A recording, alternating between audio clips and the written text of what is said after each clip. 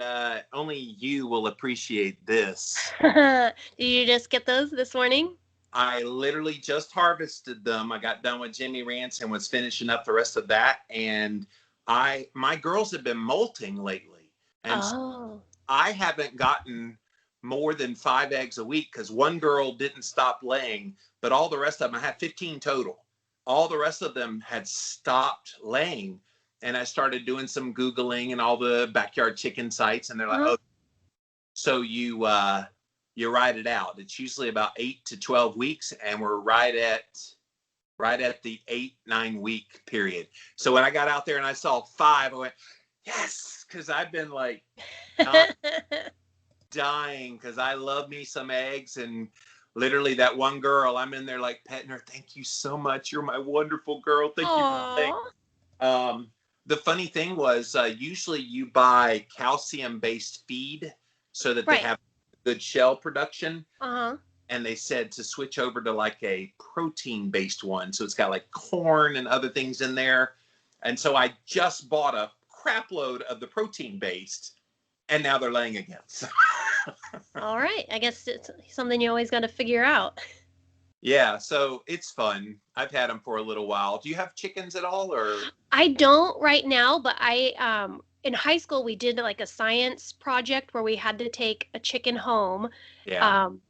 So it would bond with us, and I took my chicken and then a friend's chicken, and I ended up keeping them, and I love them. When they were little chicks, I carried them around in a hat box with me. We went to the mall, like they slept in my room, like they would sleep right under my hair, and that was a mess. That was gross. So right at 3 years ago was when I got 16 chicks, because the guy said, all right, you're going to get a modicum of them, but about 2/3 of them will survive. The rest will die. They won't survive it. And a few of them might be roosters. So just know that, you might have a bunch of hens and then a few roosters. I'm not allowed to have roosters where I live in South Carolina. So I'm like, okay, well, if I get roosters, I'll just give them away. So all 16 of them survived. Oh, gosh. Hens. But I remember when they were little, we kept them in a room over here, and you have to have the little lamp on them to keep them warm. And we had these big like crates, the little clear crates that you would like store stuff in. Right. They started getting bigger. All right, I need double the crates. And so we doubled the crates, and we'd have like little cages on top because they'd fly out and poop all over. Oh my gosh. I'm not selling having chickens very well to people, but it was an experience. Let's just Yeah.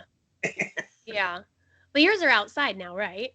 Oh, of course. Yeah. When they got about 2 months old and they were getting big, I made like a little backyard, little kind of corridored place for them. They had a tarp and everything to protect them from the elements. That was like a pseudo coop, because the older ones, which I already had an existing older stock, or a crop of chickens. I'm tired. Sorry. And they would peck at them. And I was afraid they were going to peck the chicks to death. So, right. Yeah. So you kind of have to protect. I guess it's like cats where you put up like a little gate and, all right, let's smell each other, and then they get used to each other. But now they're the dominant flock. I have all of the ones from the original flock have died except for one. And it's the only one that still has a name. All the others don't have names, but we named our original flock.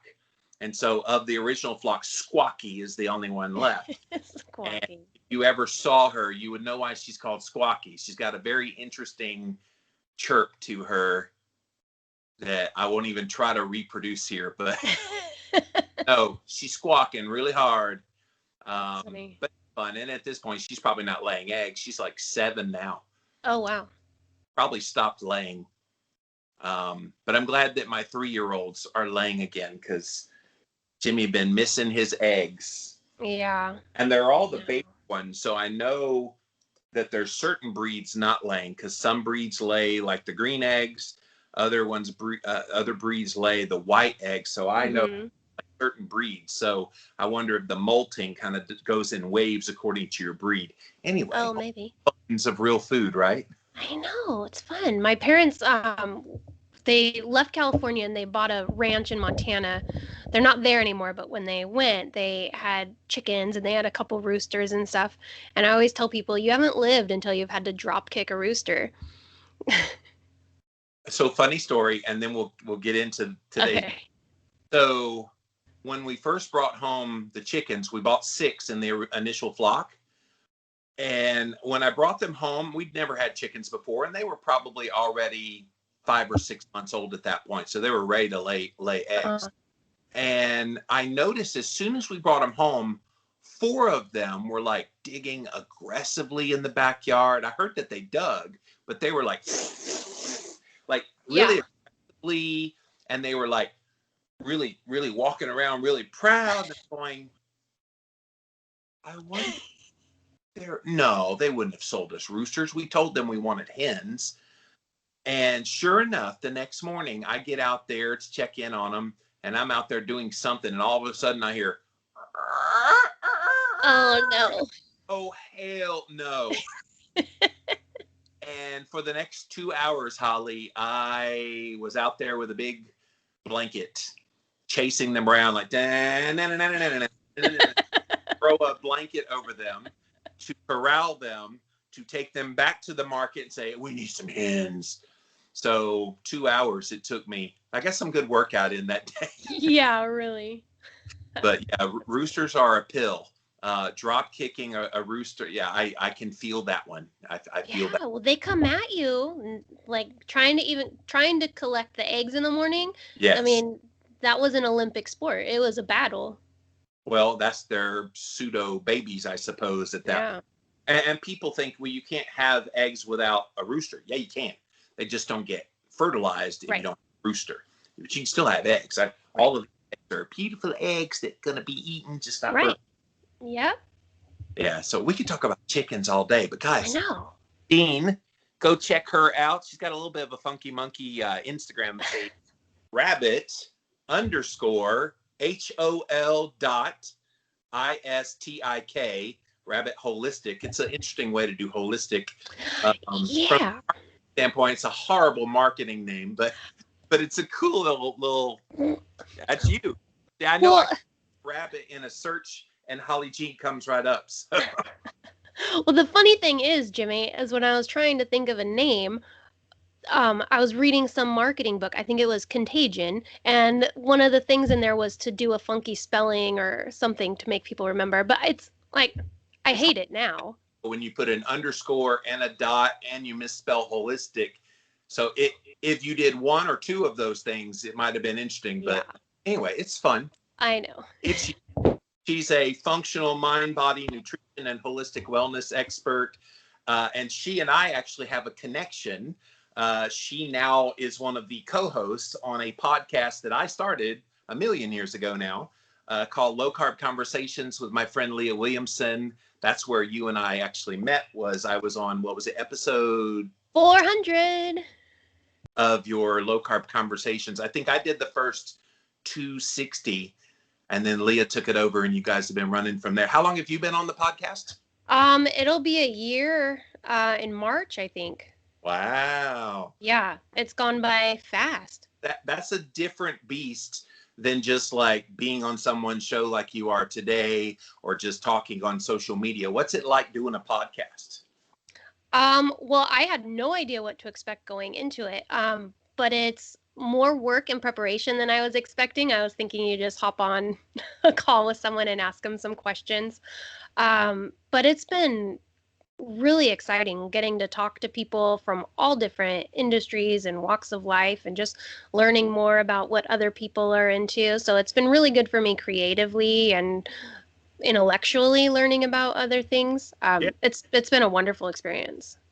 Well, tell us your story, because not everybody gets into holistic health, or most of the people, I guess, that I've talked to over the years who've gotten into it had some kind of a health problem, some family member had a health problem. What's your story?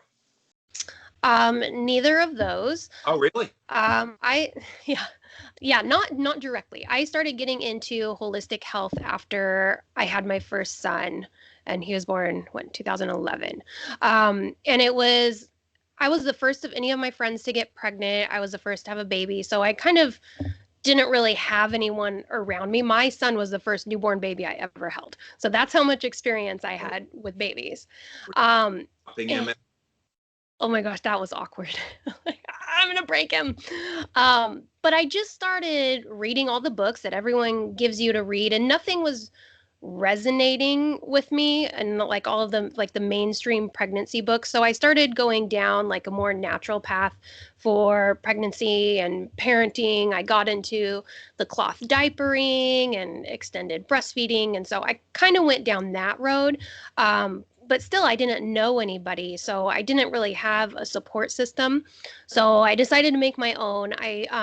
I started a local chapter of a national nonprofit organization called the Holistic Moms Network. So I ran the chapter for that here in Orange County, and just kind of like built my mom tribe of like-minded mothers who are also the weirdos in society, like not doing rice cereal and all the stuff that's recommended. So that's really where it went. But it was when I was leading that holistic moms group where I was meeting all the moms that were coming in. They had those stories of overcoming health challenges or their children having health challenges. And a lot of them finding resolution with changing their diet, changing their foods, and supporting their body naturally rather than keep going down that route of medication and surgeries. And so that's where I really started getting interested in maybe I want to do this as a career, because I had been in corporate world my whole life. I'd been an executive assistant. I was very much sitting behind a desk doing professional stuff. So this was different. Well, and you know what's interesting, going back to your mom group and the experience of your bunch of weirdos, the weirdo-ness 100 years ago was the norm. Right. And so where did it get off the rails? Have you done some of that historical backtracking of, we used to do things the way that you're doing them now and teaching them now, everything that was old is new again? Like, what happened where we got off the rails where now we have to get on the rails again? Marketing and industry and corporations coming out with products to make our lives easier. And so Gerber selling moms on the convenience of a little jar rather than just make their own food. Yep, exactly. So that's really where we went off track. So anyways, that's how I got started. And then I thought nutrition was a very benign way to reach people into transitioning them into a more natural way of living. And it really is. Everybody eats and everyone is interested in finding the best way to eat for themselves and feed their families. And so that's really where it started. And then from nutrition, I've realized that once you start opening those doors for people, that's where the rabbit hole comes in, because then they're more open-minded to look at other things. When you have people eating more natural foods and feeling better and their minds are clearer and thinking better, they start opening their eyes to other things. So now I get your branding. It's a rabbit hole down the holistic trail. See, I'm getting it. Like I for a little bit now, and I'm just now realizing the rabbit hole that got the dot there. See, but it doesn't make sense if I have to explain it. See, that's why I live in La Vida low carb. There's no explaining that. That's self-evident. So yeah. It's crafty. We'll work on that if you want to. All right. But that's cool. Well, that's neat. So what happened when you switched over nutritionally and you started doing some things more holistically? You didn't have known health and weight problems, but did you notice anything get better? And while you answer that, I left my water right there. I'm going to go grab it while you talk. So go ahead. Okay. Yes. After I started learning things, then I started connecting dots. Things started making sense in my past where I had never thought of health issues that I had as being health issues. So I started putting things together there. And then just seeing how I've raised my children and how I've fed my children, and they are night and day compared to their friends. My kids have never been sick. They've never been on an antibiotic. They've never had an ear infection. My oldest is 9 and my youngest is 6. So that's all the proof I need right there. And academically, they're probably ahead of schedule, at least a lot of the ones that when they start feeding them healthy fats and not eating the culprit carbs and eating real food and all the everything, and you let them play in the dirt and you let them get sunshine and all the things. Exactly. Like, Yeah, we're homeschooling, but yeah, they're just fine in comparison to their peers academically. yeah, it's incredible how simple this is, Holly. And yet it's so simple, people miss it. Right. Yeah, it is simple, and people always want to ask all the time, why is nutrition so complicated? Why is figuring out what to eat so complicated? It's not. It's actually the most simple ever. Like, if you think back to us, we never had to wake up in the morning and wonder what to eat. It's not until our modern times that we now have that question. Yeah, it's incredible. I remember I was a kid of the 80s. And so in the 80s, it was the low fat diet era. And my mom had every kind of low fat diet, everything you could think of. Fat free foods were all the rage. Yep. But then she had 3 kids, my brother 4 years older than me, my sister 2 years younger than me. And we would have breakfast cereal, Captain Crunch, Blueberry Crunch, all that kind of stuff. And chips, Coca-Cola, and like orange shirt.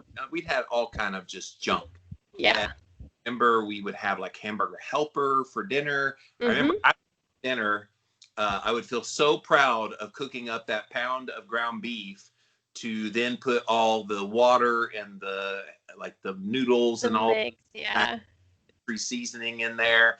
And then I'd open a can of green beans, a can of corn, and make some Grand's biscuits, and that was dinner. Yeah. I remember when TV dinners were a thing, like when TV dinners came out too. That was exciting to us as kids if we got to microwave our food, and it always came with some weird little cherry dessert or something that was disgusting, but I ate it anyways because it was hot dessert on my plate. It's just like the stuff at school. They had mystery meat and mystery dessert. You never knew what they were. You just ate them. Or pseudo delicious. Right. Man, like so much, we've lost the fine art of real food. We have. I would love it if they would teach kids, have an egg, break it open, and show them, okay, now this white here is comprised of a lot of protein. That's where you're getting a lot of that. And then in the yolk, you get healthy fats and cholesterol in there, and your body needs these. Like, how cool would that be if you could have kids experience and touch? But you ask kids, where does food come from? They're going to say the grocery store. The grocery store. Yep.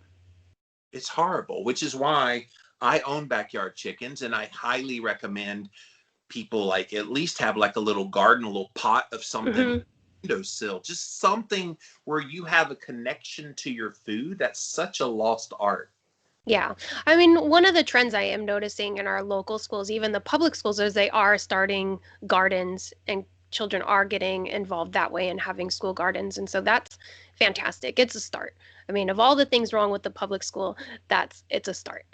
Yeah, I remember on Low Carb Conversations many years ago when I was doing the show like 2012, 13, I read a story about that very thing, that there were like progressive schools wanting kids to have experience with their food. So they would literally grow the food. They would go out there and harvest it. Then they would wash it and go in the kitchen with the kitchen staff and slice it. They would have them see it from seed in the ground, growth, all the process until it gets on the dinner plate. And then can you imagine how they light up and they go, yeah, I grew that zucchini. Like there's a sense of pride in the food, and people, they neglect the nourishment that comes from the pride of knowing where it comes from. Right.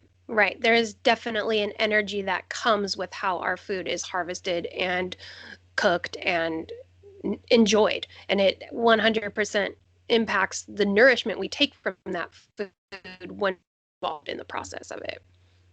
Yeah. And I mean, if you don't start them as kids, then those kids like me in the 80s flail as adults. Like my whole 20s was a blur of crappy garbage. Like it was.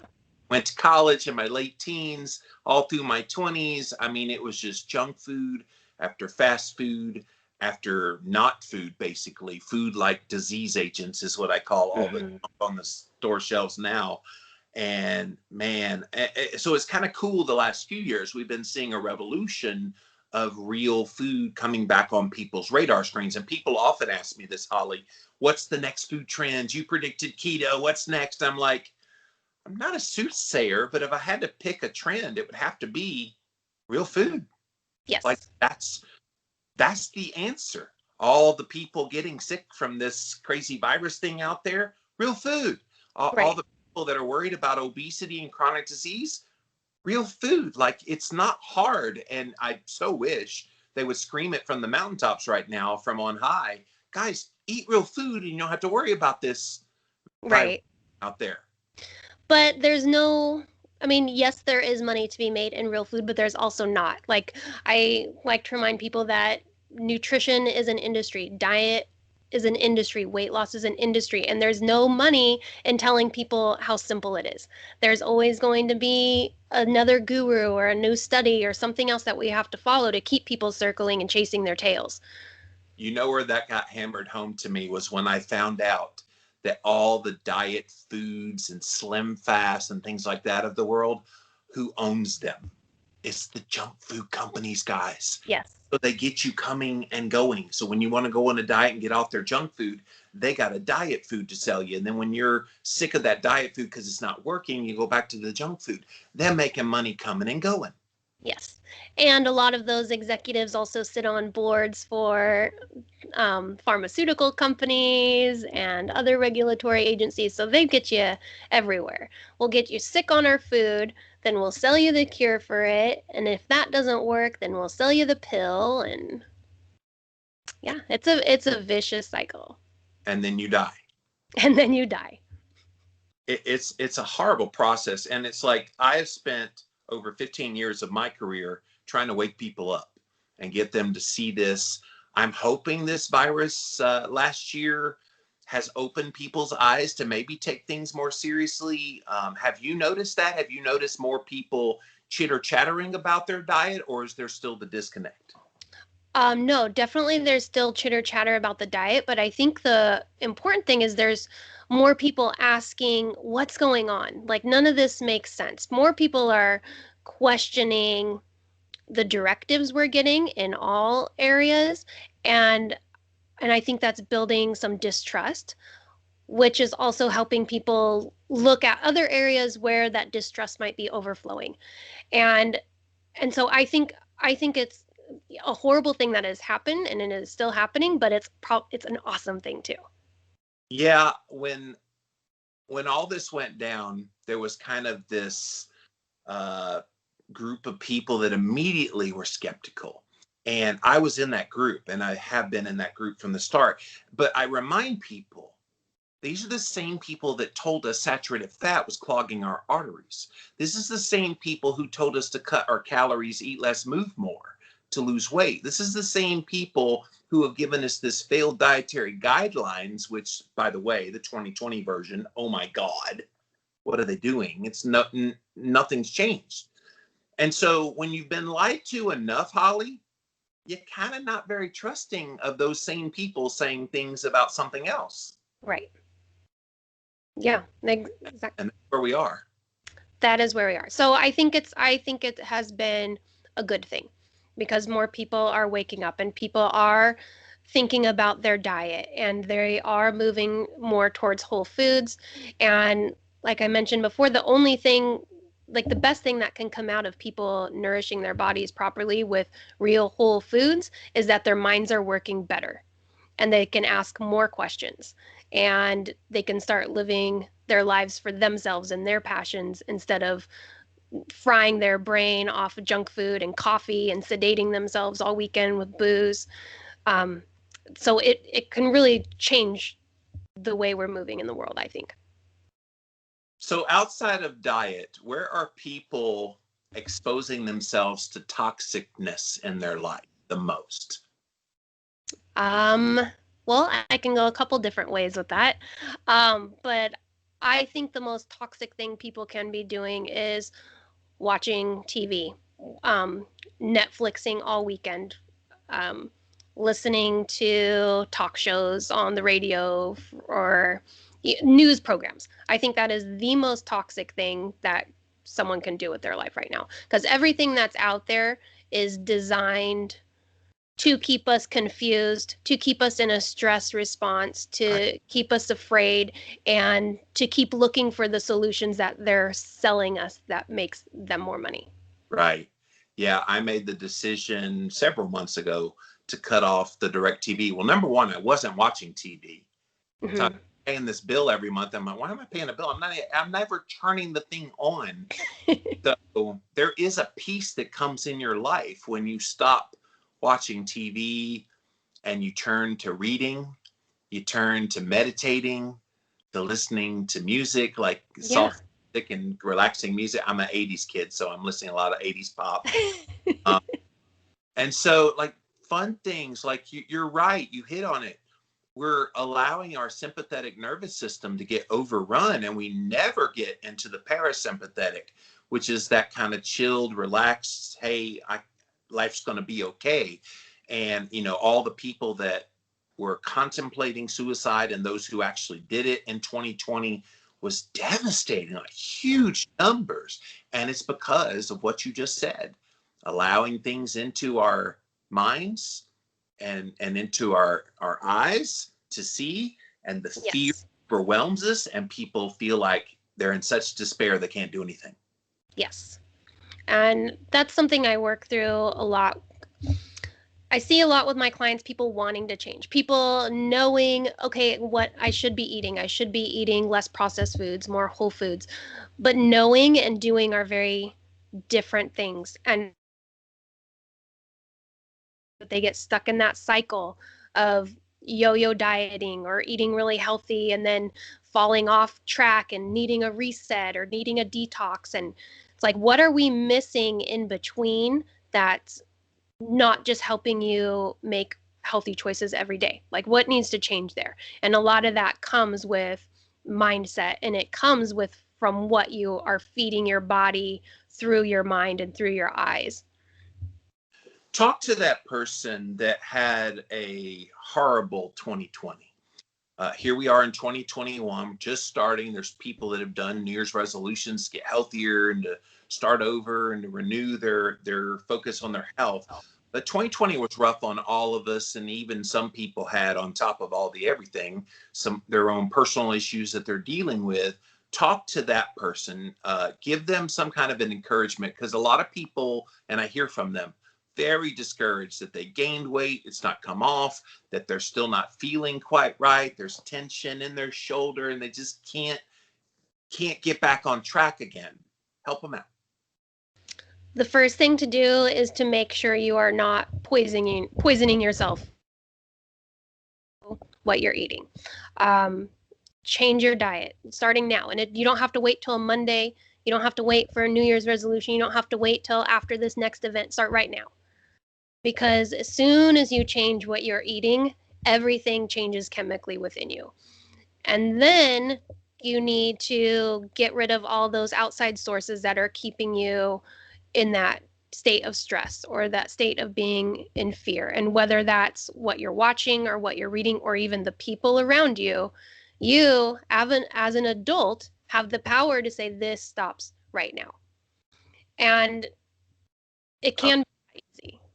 I was going to say boundaries with people is a big one, guys. Like, I can't tell you how many people I have had to block from my social media feeds because it was draining me seeing certain people post certain things. And it's okay. Like, people, oh, well, what if they find out I'm not following that? Okay. And like, you have to protect your own self. You can't let them rob you and pull your energy when you're trying to refeed. Right. Yeah. And I talk a lot about like being an adult. And a lot of people are adults because they've lived a certain number of years, but they still very much act like children. Right. And a child wants someone to tell them what to eat, when to eat it. A child wants someone to be an accountability partner because I don't trust myself or I can't keep a promise to myself. So the first step is owning yourself as an adult.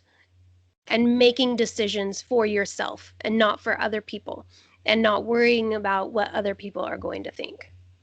Yeah, man, it's a tough road for people because people get in their own heads and they don't know how to problem solve. There's no like critical thinking skills. There's no analysis of the situation, looking at best case, worst case scenario, and then coming up with the right scenario.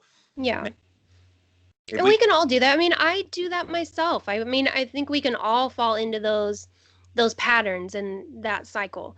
But I know, or I can see it in myself when I'm spiraling, when I'm feeling stressed, or when I myself start eating like crap, or I'm not taking care of myself in a way that I know I should be. It's because I've allowed something else in. Something else fell out of balance, or I am listening to a voice that's not my own. And that's so easy to do, especially when that voice that's not your own is authoritative. Maybe you have some semblance of respect for, or even just one little comment from somebody can send you tail spinning of, oh my gosh, my whole life is flashing before me. What am I doing with my life? It's so powerful, which is why I try to, in my communication with people, to be encouraging and uplifting and kind and compassionate. That's just my jam. But not everybody has that heart for people. Yeah.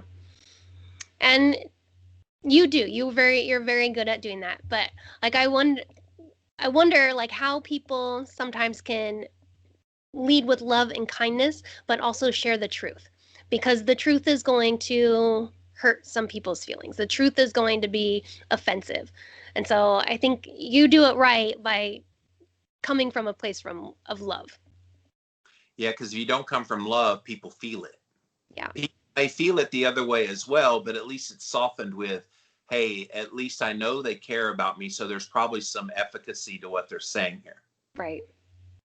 Yeah. And I want to dive into a little bit of a controversial topic. So, this Cosmopolitan magazine, did you see all the controversy with this? With it was an obviously obese woman on the front cover of the, what was it, the December issue, January issue? Anyway, recent issue of this magazine, and it said something along the lines of "I'm healthy," and it was showing this very obese girl. And so there's been outrage in the kind of the keto and carnivore space about this of, oh my gosh, that's sending the wrong message. Oh, we can't be having people that have weight on the body thinking they're healthy. And you know what my reaction immediately was? Yeah, you can. You can be healthy. You can have semblances of health. You're kind of negating a little bit of that person's journey. Like, we don't know where she is on her journey. Right. It could have been 600 pounds and she's now 320 pounds. And so I hate this whole, and it's notorious in the weight loss world, in the diet world, the online guru world. And I get a lot of hate because of the way I look. And I often just tell people, you don't know where people are. Yes. And be going through stressful times. They could be having all kinds of issues. So don't just automatically assume they're not doing anything in the midst of changing their body. We know metabolically that, like you said, once you kind of start eating healthier and eating real food, the profound changes start happening quickly in your health, even as you're still losing weight. So you think about the controversy of everybody, oh, it's a horrible message to tell fat people that they can be healthy. I have a few thoughts on this. One is, yes, I agree with you that you cannot judge someone else's health by a picture. It's a snapshot. That's not the full story. And I am 100% in support of this body love movement and loving your body as it is, whether it's where you want it to be or not. Everything starts with love, because if you do not love your body, no matter how it looks or how you feel, your body's going to be constantly fighting you. So 100% I believe in this body love, and I support what you just said. I have a problem with the messaging that comes.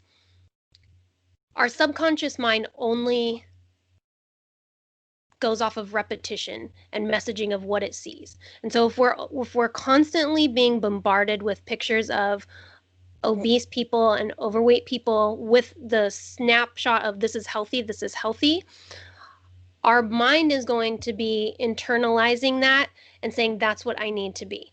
I am not in support of normalizing it in the way that it keeps people complacent and not wanting to strive to be healthier, because yes, that may be a snapshot, but that is not something that is healthy for the world. We cannot be saying, yes, it's okay to be obese. And especially in a time right now with what's going on with this virus and how we know that directly has worse outcomes for people that are metabolically unhealthy. So I think sending the message of, yes, it's okay to be obese and you'll be fine and you'll be healthy, I think that's a mixed message that needs some clarity there. But mostly it's just going towards that imaging, because all our mind wants to do is repeat, copy, and mimic what it's fed. And especially if that's coming through the media, because that's a perceived authority. Yeah. And so there's underlying things going on there. And like I said, I don't like to get too sinister, but I don't believe that the people that run our media have our best health in mind. I think there is much more for people in power to gain by us being overweight and sick and diseased and depressed. And so if we can push people along that road, the better it is for them. So there's multiple things going on here. And that's why the new media like podcasts are so popular, is people have caught on to they're not getting the whole story from the mainstream. And nobody's ever controlled me. They don't control you on Low Carb Conversations. What you say is what you believe in your heart. And so it's beautiful we have these outlets for people to access the information. I will say that the whole health at every size movement, when I first heard about it, I was a little bit turned off by it, because I kind of had that knee-jerk reaction of, well, like what you said, you kind of condition them. Well, if there's health at every size, well, I'm a size, so I must be healthy. And so there's this subconsciousness that tells you you're okay. I think the clarification on it that would be interesting is someone pursuing eating real food, pursuing doing the right things, and yet still has weight on their body, is that the same as someone who has weight on their body and they're eating junk out of every house and home? There is a difference there. And I think recognizing that there are people, and I hear from them all the time, Holly, I'm doing everything right. I'm eating perfect, real food every day. I don't ever cheat. I go to the gym. I do everything. And that scale ain't moving. I'm not losing. Yeah. And discouraged. And so in the mindset of someone like that, you kind of go, all right, at some point, their will to want to keep doing all the things that are the supposed to do's out there kind of wanes. It's like, and then you get criticism on top of that of, well, you got to lay off the donut. If I have one more person tell me, oh, you sneaking donuts behind the scenes, you can't possibly be that way if you ate real food, I'm like, come look at my refrigerator. I haven't had a donut in like 15 years. I don't even know what a donut tastes like anymore. It's just amazing, kind of the way people view you based on optics. Yes. And I am no stranger to that either. As I'm sitting here in front of you, I am the heaviest I have ever weighed, not growing a baby inside myself. And it's not because I'm sneaking donuts either, but it's not just what you eat. Like, I eat great. That's what I do. I eat great. Since lockdown started, I have been exercising and moving my body more than ever. So that whole calories in, calories out thing is not it either. There is so much more to the picture and the story, and never underestimate the power of stress to pack on weight.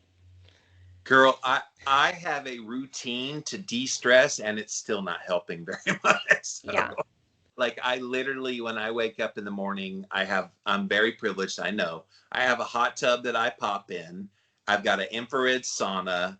I stand in front of red light therapy. It's been cold outside, so I literally go outside wet in the cold and get a little cold thermogenesis. Like, I'm doing all the things that I see all these biohackers out there. Oh, they go, in an ice bath, and then they go in the sauna and then get in front of the red light. And they're like studs, and here I am going.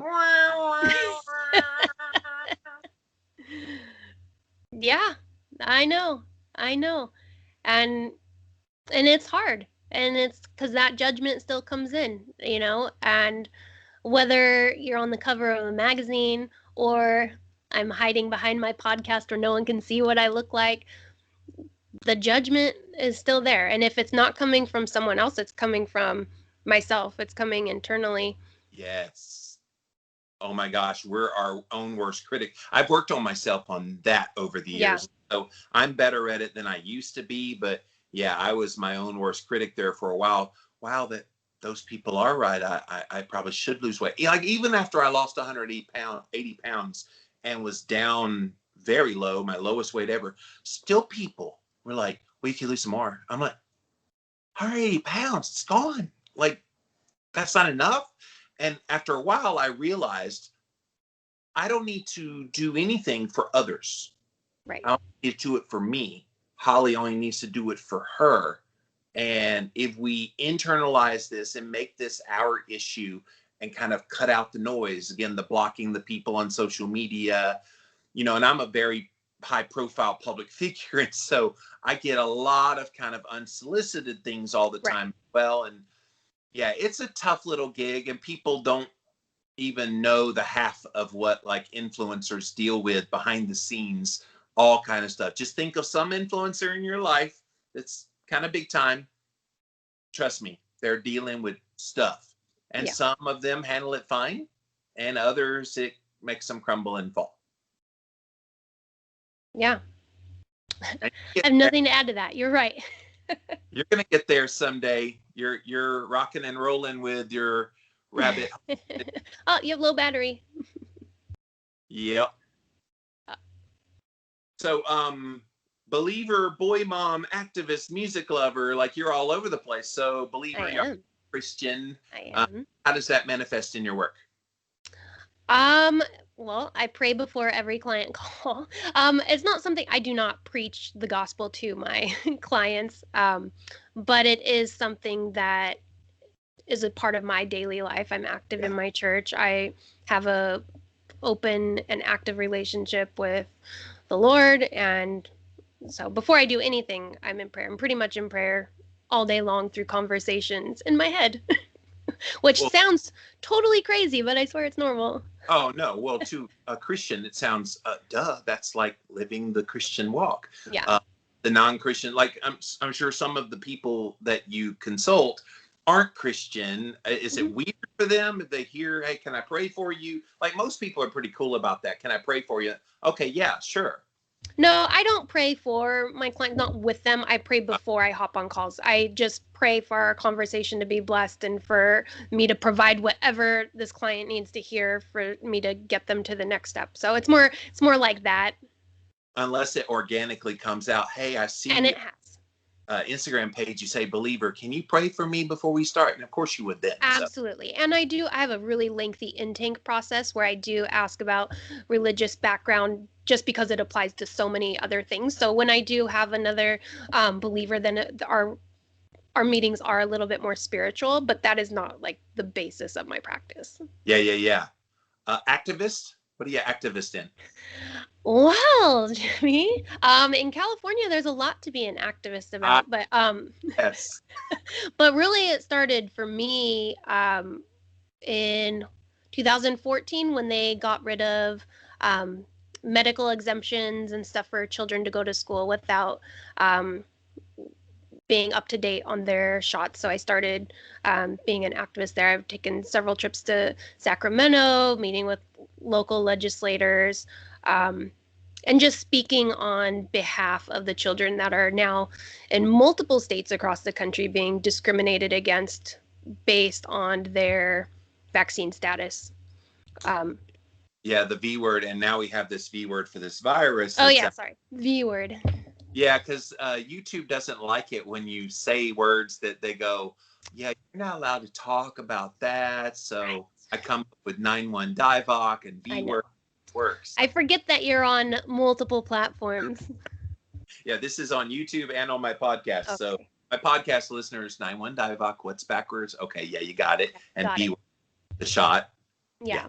So there's that. And then when my kids were in public school, I was meeting with the school boards to get them to stop using Roundup on the grounds because they were spraying within like 30 minutes of children coming onto campus. And so pretty much if there's something that I disagree with, I use my voice because I got sick of being the person saying someone should do something about that or that isn't right. I have to be that someone. Yeah, the glyphosate and the Roundup. I remember having Dr. Stephanie Seneff on my podcast many years ago. This was like 2011 or 12 that she was on the Live and La Vida Low Carb show. Wow. About glyphosate. And we're just now having it the last few years kind of have lawsuits, and Roundup has lost big. Monsanto's lost really big in a lot of these cases, and they're still going on. Yes.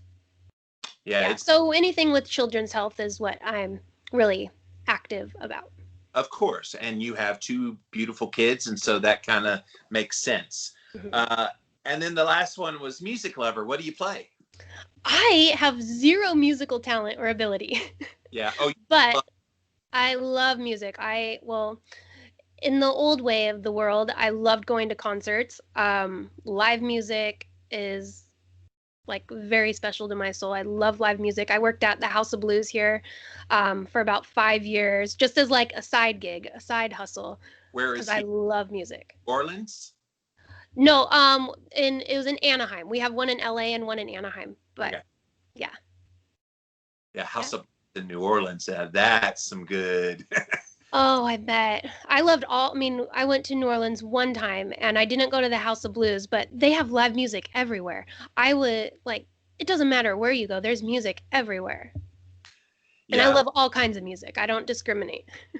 Yeah, I've been to New Orleans a few times in my life. The first time was when I was 7.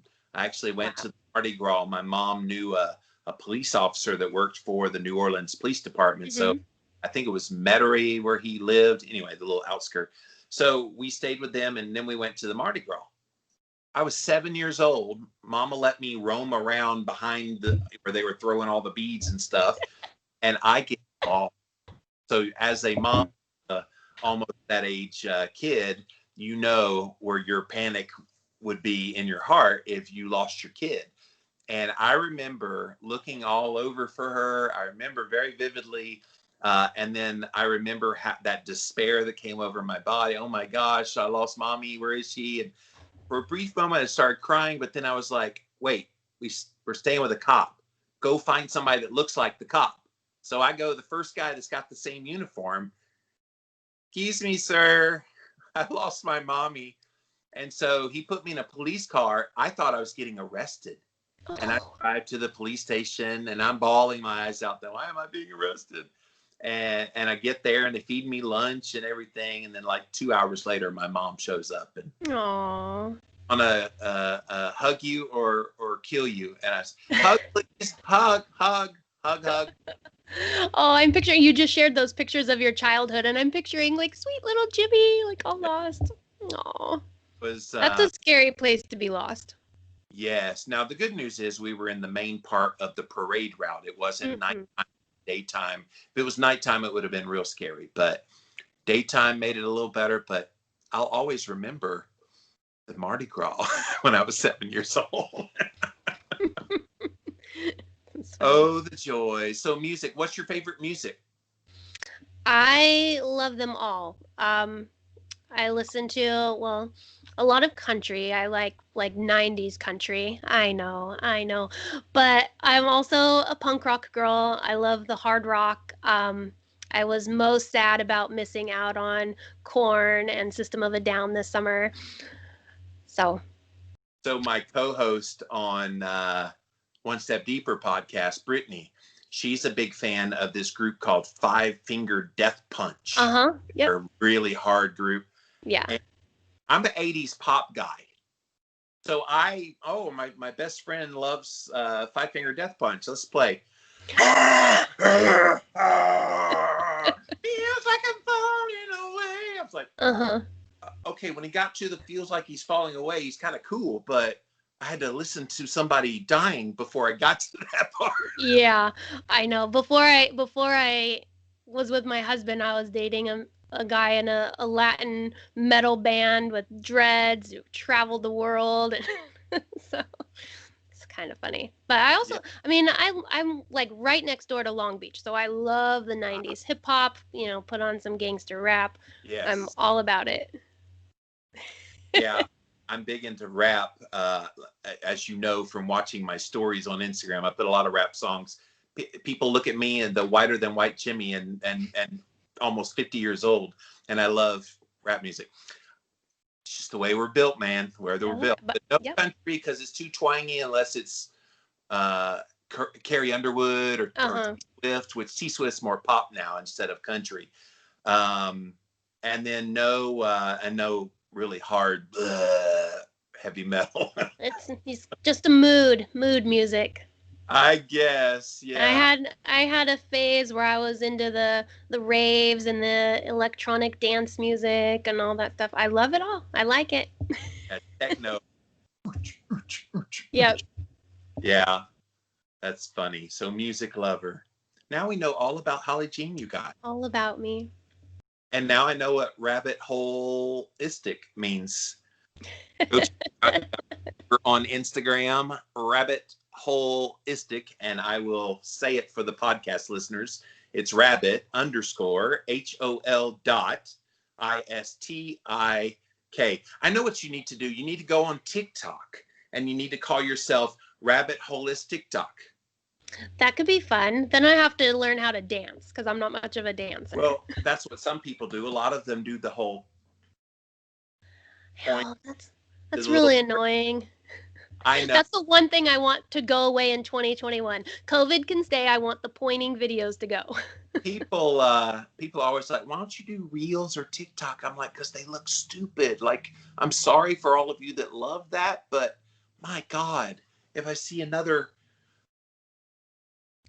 pointing, waving, like, that's just not me. Now I can act silly and dad dance, but that would be about it. It wouldn't be very entertaining. I don't know. It's weird trends these days, Holly. Weird trends. Yes. Well, thank you for joining me today. And good luck with continuing the podcast. What's next for you? Do you have any aspirations to do more than just see clients and do the podcast? No, actually I'm really busy with clients right now. So that's taking up a lot of my time. I would like to transition more to like a group program type of thing. So I do have some beta clients in that right now that I'll be launching probably later this winter or maybe early spring. But no, we have big plans for the podcast, for growing our reach on that. So those are the two things I'm really focusing on right now. That's awesome. Well, guys, go over to her website as well. It's on the link tree at her Instagram page. You can just click on that, and it's rabbitholistic.com. You left all the underscore and the dots out of the URL. Yeah. Yeah, I think Instagram wouldn't let me do it another way. Really? They wouldn't let you Rabbit Holistic? It might have been taken. You maybe there's another one of me. Like Rabbit Holistic and then the year you were born. Oh, that's true. See, you should have talked to me for. I should have.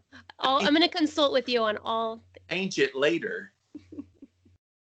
What did you say? I said I'm just going to start consulting with you on all my business decisions. Oh, I have a few things over the years I've learned, so I'd be happy to help. So, well, Holly, thank you so much for joining us today. You've been Thank you so much, Jimmy.